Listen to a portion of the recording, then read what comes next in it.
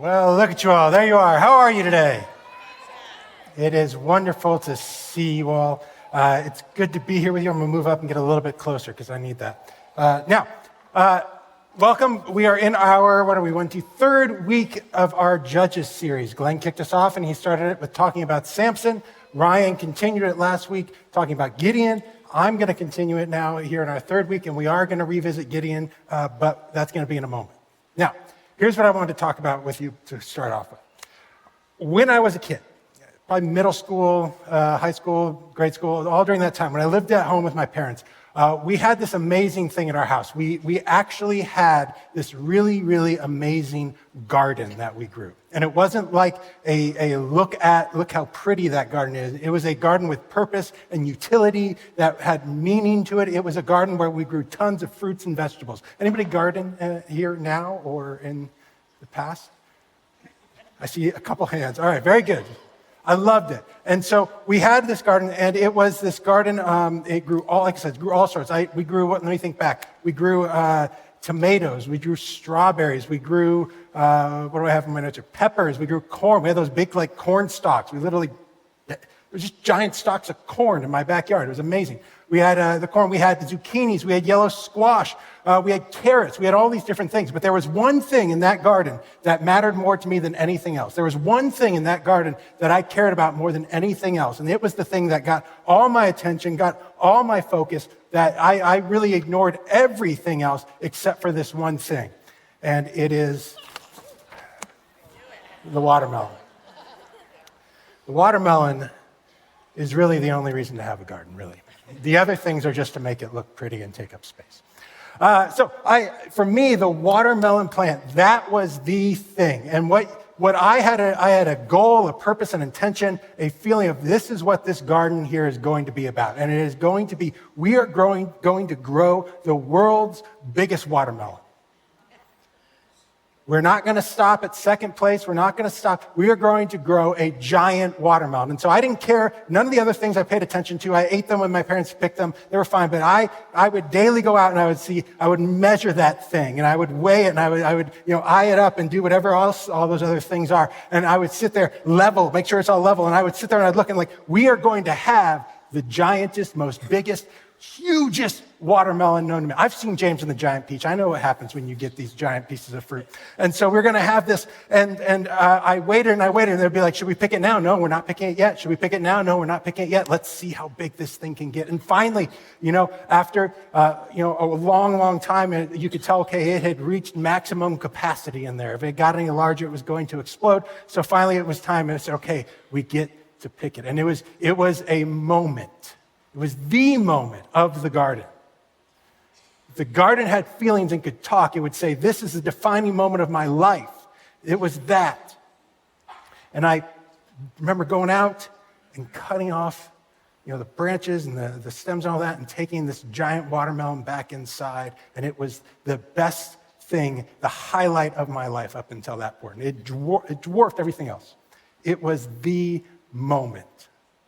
Now, I don't know if you all grew watermelon as children, but I bet you all had a moment like that, right? There was a moment in your life where like, this is the defining pinnacle moment of my existence at this moment. This is the big moment.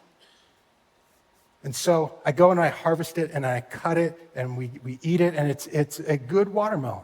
It's fine. It tastes delicious. I recall it not being too mealy, like porridge. I hate it when they're like that. The seeds are perfectly spaced and distributed, so there's not too many to choke you each time. Like they are just right there, evenly distributed. And so it became this thing, and it was amazing. But you know what happened?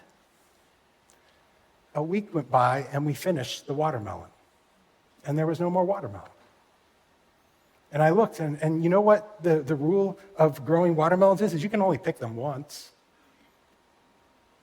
And so the question became, well, what am I going to do with the rest of the days? Because this was an amazing, monumental day, but what happens now? And so I bring this up because I think there are times in our lives, I think all of us have moments in our lives where we look at this big, giant moment that happened, this big, really big, significant thing that happened, and we focus on that. We have our own giant watermelon days. We have our own days where we focus, and it's the day where we've picked that watermelon, and that's the big thing.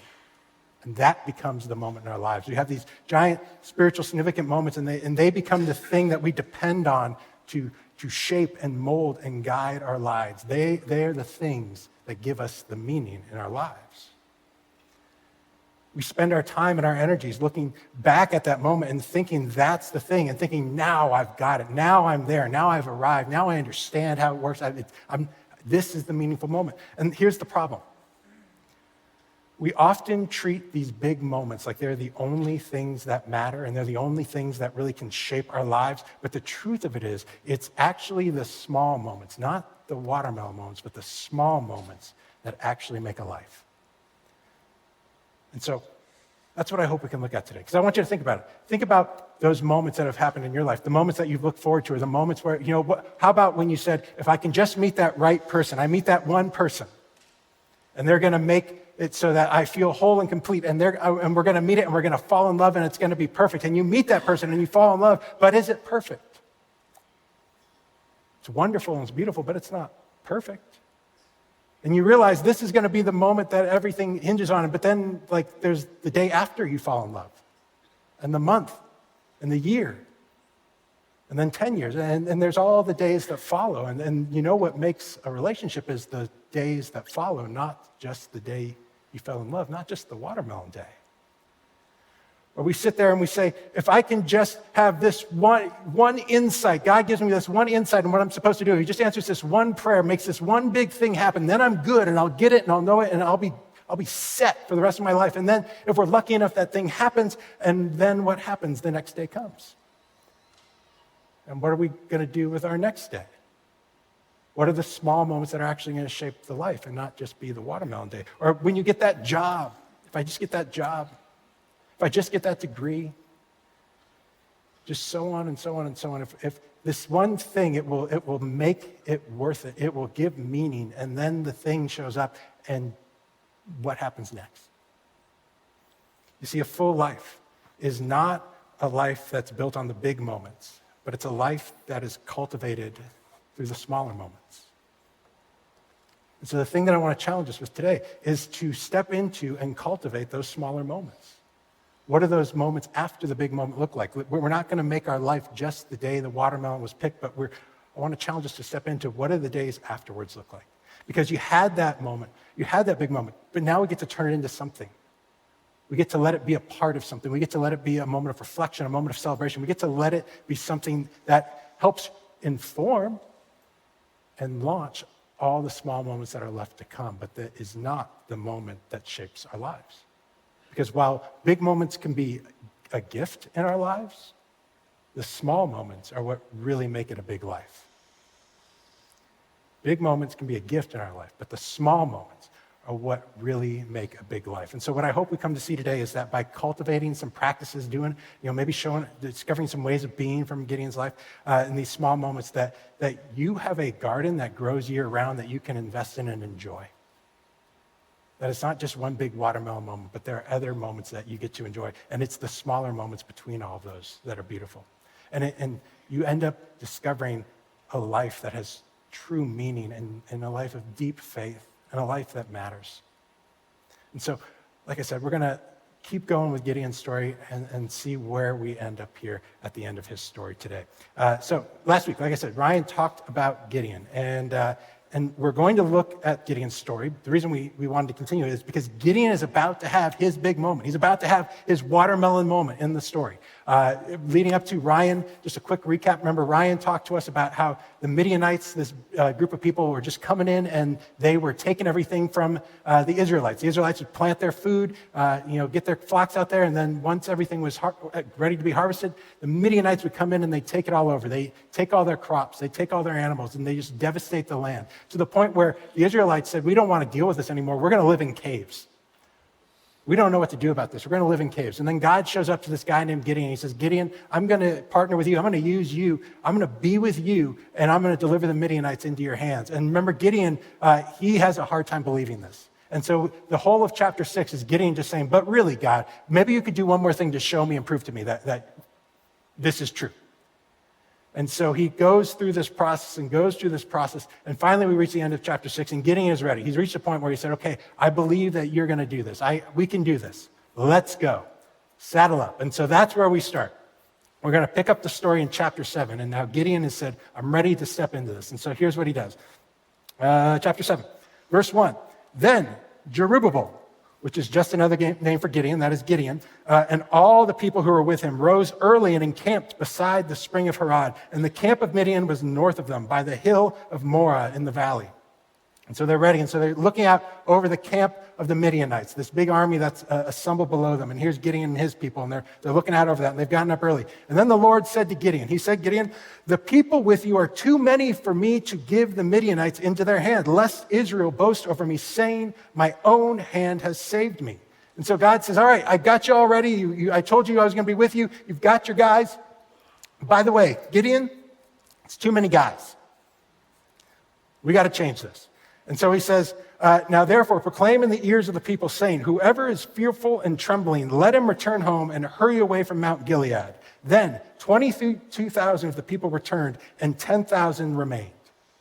So I want to put this into context because I want you to see what God is doing. God is really saying, watch what I'm going to do here, Gideon. And Gideon, I think, is constantly like, but we're good, right? Because here's what the thing is. We find out later. The Midianites have an army of 135,000 people. So I want you to imagine you're standing on a cliff, you're standing on a hill, and you're looking down, and there's an army of 135,000 people there with you. Now, if we do some basic math here, we learn that Gideon has an army of 32,000 people. That's a big difference. In fact, so Gideon, I imagine, okay, God has called him, and Gideon stepped up and he said, all right, give me who you got. And he's got 32,000 people. And Gideon does the math real quickly in his head, and he's like, all right, that's like a 4-to-1 ratio, 4 Midianites to one of us. That's challenging, but we got God with us, and we could probably do it. I got some good fighters here. Let's go. God said he was with us. And then God says, by the way, no, we need less. And so I'm sure Gideon's like, but wait, God, are you sure about that? Like, I think this would be impressive. And God says, no, I'm going to do something extraordinary. So we're going to keep paring it down. So then you get 10,000, which then turns it into a 13-to-1 ratio of Midianites to Israelites.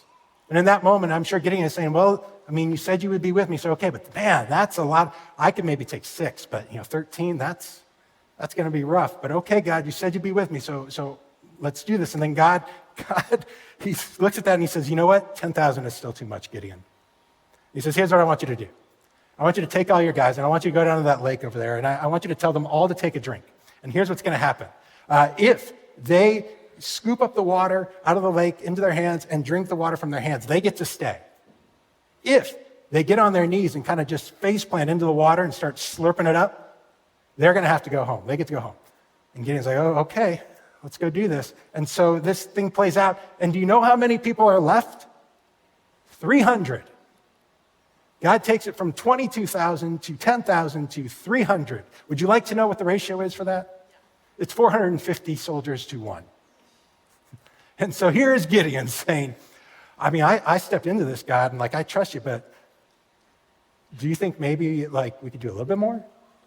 That's a lot. And God says, no, I want you to understand, I'm going to do something really, really big. You have not seen the size of the watermelon that's going to be picked today, Gideon. This is going to be a big day. And so Gideon says, okay. God said, I'm going to do something giant, astronomical. And Gideon says, all right. And so Gideon becomes reassured. And then there's this moment, and this is the big moment, where they prepare for the battle. And Gideon gets his 300 soldiers, and he says, guys, I got a plan here. Here's what the plan involves. It involves a torch, it involves a pottery jar, and it involves a ram's horn. Everybody grab one.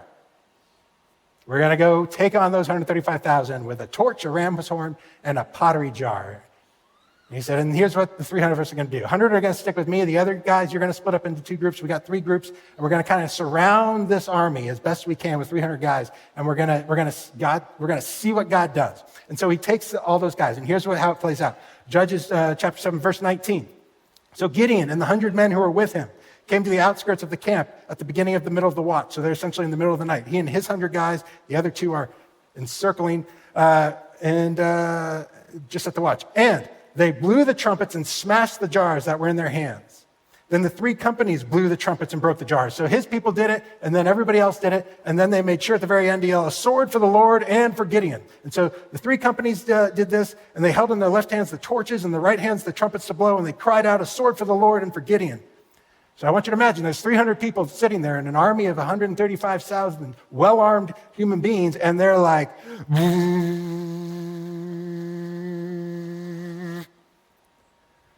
this would not be something if I were standing there being like, this is going to lead us to victory. This is like just bringing attention to us. And yet, here's what God does. Here's the watermelon moment. They yell this, and then it says, every man stood in his place around the camp, and the army, and they're talking about the army inside the camp, ran. When they blew the 300 trumpets, the Lord set every man's sword against his comrade and against all the army. The army, the Midianites, ended up being so terrified, so discombobulated by what was going on, they literally killed each other. They started fighting each other. The Israelites never drew a sword to win this battle. God just said, I want to show you the big moment that's going to happen in this story, and you get to be a witness to it and a part of it, but watch what goes down. And they run and it's coming against the army. And the army fled as far as Bathsheba towards Zerah and as far as the border of Abel Tamala and Tabath and then to Yuma and Hela Bend. And the men of Israel were called, it landed, good. They went all over the place. Here's the thing. They went all over the place. And the men of Israel were called out from Naphtali and from Asher and from Manasseh, and they pursued after Midian. And so the big moment arrives, the moment. The watermelon moment arrives, the battle is happening, and remember, Gideon's men don't even have to draw swords. They just get to stand there and be a part of it. And God works through it in such a way everybody's destroyed. This is a big moment. Would you not agree? This is, to be there and see this. This is definitely a watermelon moment. And if the story had stopped here, the story of Gideon had stopped here, we would have said, this is an amazing story and an amazing life that we just saw here. Imagine each of our stories. Those big things, those big moments that happen in our lives. The big moment, the watermelon moment that God created in your life. You found that person, you got that job, he did that next big thing, he gave you that big insight. You got that degree. And if the story had stopped there, that would have been a really big story and a big moment. But did the story stop there? It didn't, and neither does Gideon's. And we hit these moments and we realize, my life is not just this one big moment. It's all of this other stuff too. It's all these other moments that follow after it. And so what do I do with all of that? And this is the moment that Gideon arrives at. Gideon's right here. This is the big moment. And now what comes next? And I'll tell you, and we'll read back again in verse 23. He says, and all the men of Israel were called out from Naphtali and from Asher and from Manasseh, and they pursued after Midian. And it's this moment where Gideon's going to ask himself, what do we do next? The watermelon moment has happened. What do I do next? And I think it's fascinating because God does the work here, right? God says, I'm going to do something, and he does it. The route is on. The work is done. And when we see God do big things, one of the best things we can do is sit there and say, what is it that God just did right now? Is there something in my life to internalize, to take in that I ingrain within myself at the amazingness of what he just did, that I make a part of myself that goes with me